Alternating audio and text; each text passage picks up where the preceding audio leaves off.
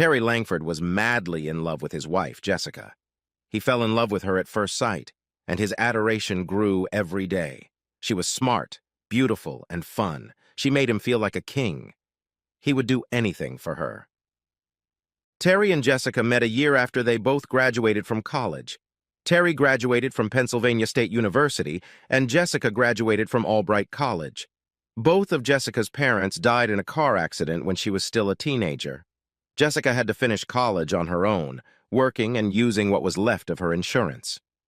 She worked hard and got good grades. Terry had it a little easier than she did, but he always respected what Jessica had accomplished. They met at work and dated for about a year before they decided to get married. They were a good couple, both a little oddball and both a little shy. The nice thing was that they felt comfortable with each other. They had sex before they got married.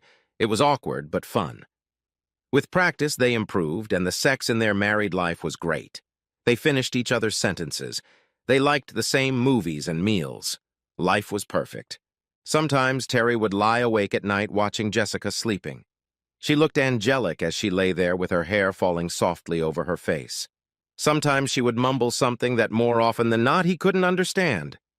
She always seemed to be smiling as she talked to herself. He made out Jason's name and a lot of giggling. Terry had never bothered with that. His relationship and trust in her was too strong for it to bother him. He figured Jason was a childhood friend or relative he wasn't familiar with. Perhaps an old boyfriend or someone she worked with. But he didn't know about that. He never felt it necessary to ask her who Jason was. After her parents died, Jessica went to live with her Aunt Harriet. Aunt Harriet moved into a nursing home when Jessica was in college. Once a month, Jessica drives to Reading to visit Aunt Harriet. She usually stays there most of the day. She always adjusts her work schedule so that she gets the first Wednesday of every month off. Terry has never given much thought to her monthly trips. A few weeks ago, Terry's job had him traveling that way. He had some free time and decided to stop by Aunt Harriet's house. He had never met her, but he knew she and Jessica were close. He stopped and bought some Jelly Bellies candy because Jessica always took them with her. Terry had no trouble finding the nursing home and walked up to the front desk in the lobby. "Hi, my name is Terry Langford. I'm here to visit my wife's aunt, Harriet Eric."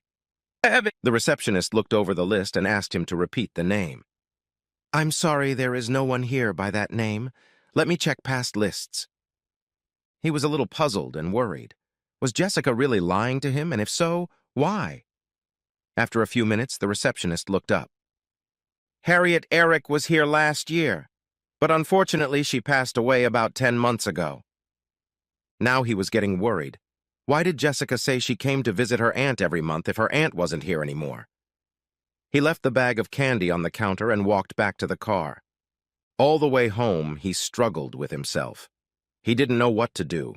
His perfect companion had stumped him. She was deceiving him for some reason. He didn't doubt for a second that she didn't love him as much as she always had. But why did she feel she had to keep such a secret from him? Terry had never let her feel like she couldn't be frank and truthful with him, and it hurt him. Had he done something to make her believe he couldn't be trusted? Was he to blame for this? Could he be paranoid about the whole situation? What was she doing here if her aunt was dead? Should he confront her face to face? That last question was the most difficult. He just couldn't bring himself to ask her about it because he really didn't want to know the answer. Terry had never mentioned to Jessica that he was in Reading or at the rest home. Finally, he couldn't take it anymore. Terry had to get it out in the open somehow. One evening, after they had dinner, he tried to broach the subject of marriage without being overly frank. Unfortunately, he wasn't very good at it. "Jessica, are you happy with the way things are going with the marriage?" "Why, what exactly do you mean?" "Well, we're doing well. Are we making each other happy and content? Does either of us do anything that aggravates the other? That sort of thing?" She walked over to the couch and sat down next to him. She pressed herself against him and looked into his face. She was beautiful. "Something's bothering you. Tell me exactly what it is," she whispered. He couldn't do that. Terry had driven himself into a trap and was now trying to find a way out of it. He could admit what was really bothering him, say it was nothing, or make something up. She poked him in the ribs. "Come on, open up." I just wanted to make sure you're happy and that I'm doing everything I can to make you happy. If you need something from me and I'm not giving it to you, please let me know. I love you more than anything in the world, and it's important to me that you know that. You silly goose, you're a great husband and the only one who could take this position. I only want one thing, and you know exactly what that is. But I'm willing to wait until you're ready, because I love you more than you love me, and I'll do anything you ask. She jabbed her finger at him again. How could he not believe her? He really did love her more than life, and knowing she cared for him made his existence complete. You're talking about the baby, aren't you? Of course. I'm ready, and as soon as you feel the time is right, we should do it. It's mean and cruel of you to tease me like this, making me put it off. He knew she was joking, but there was a hint of seriousness in her words. He couldn't bring himself to broach the subject of Jason or the trip to Aunt Harriet's. He was afraid that if he said anything, he would hurt her feelings, and that was the last thing he wanted to do. He loved her too much, but he still had to know. Terry had to think of something. The next day, he got home from work at noon. He felt like a sneak, but he had to do something to calm down. Jessica kept a box of important documents: her birth certificate, passport, and college transcripts. At the end of each semester, her college grades were mailed home to her. For the first few years, they came to her aunt's house, but for the last year, they came to a different address. It was addressed in her name, to Robert Hendricks. He decided it was a good place to start, and wrote down the name and address. Opening her college yearbook, he found Robert Hendricks, Ph.D., professor of theology at Albright. The yearbook also listed Susan Hendricks in the economics department. The first Wednesday of the month approached. Terry had arranged to have the day off, but didn't tell Jessica. He hoped he wouldn't make a fool of himself, but it had to be done. After saying goodbye, he headed off to work as usual, but instead stopped at Mickey D's for coffee. Giving Jessica a good head start, he set off for Reading. By the time he found the house, it was mid-morning. It was an old stone house near the college, in a nice neighborhood, quite a place for a college professor and his wife. He sat in the car for about 5 minutes, trying to relax. Finally, it was time for action. Terry rang the doorbell and looked around nervously, waiting for an answer. He was greeted by an attractive, middle-aged woman and smiled. "Terry, what are you doing here? Jessica didn't tell me you were coming. Robert and I had hoped to meet you for a long time, but she said you were always too busy to come with her. I know we've never met, but Jessica showed us your picture, so it was easy to recognize you. Come on in. I'll get Robert."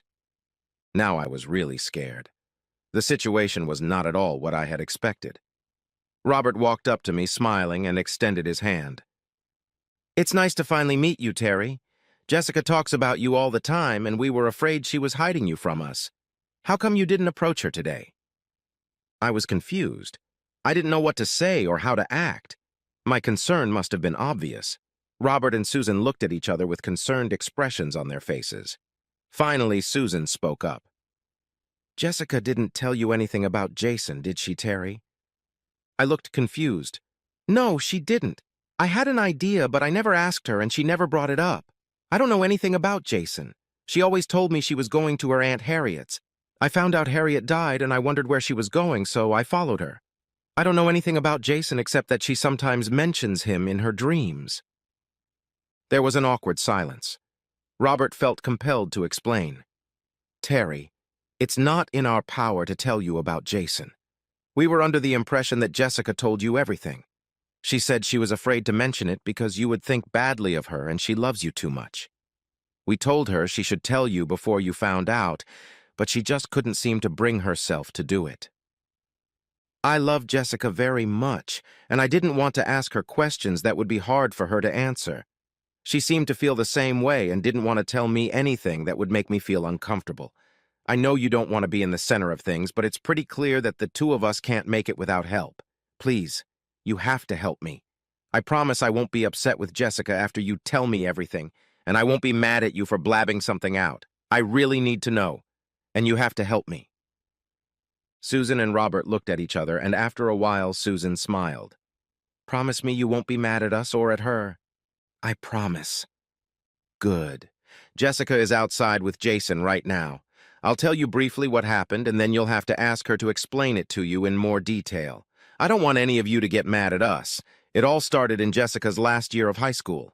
She was running out of money to finish her schooling, and Aunt Harriet had gotten to the point where she had to put her in a full-time care facility. Jessica had nowhere to live and not enough money for tuition and books, even though she was working. Around this time, Robert and I published an ad in the school paper that we were looking for a surrogate for our baby. I had good eggs, and Robert had good seed, but I couldn't carry the baby to term. We were looking for a girl who would carry my egg, fertilized by Robert, for us. Jessica was the only one who responded to our request. The three of us got together to make arrangements. We were willing to pay for her tuition and books for the last few years, let her live here, and of course pay all medical bills if she carried a child for us. She agreed, but insisted that she have the ability to name the baby and also see the baby at any time.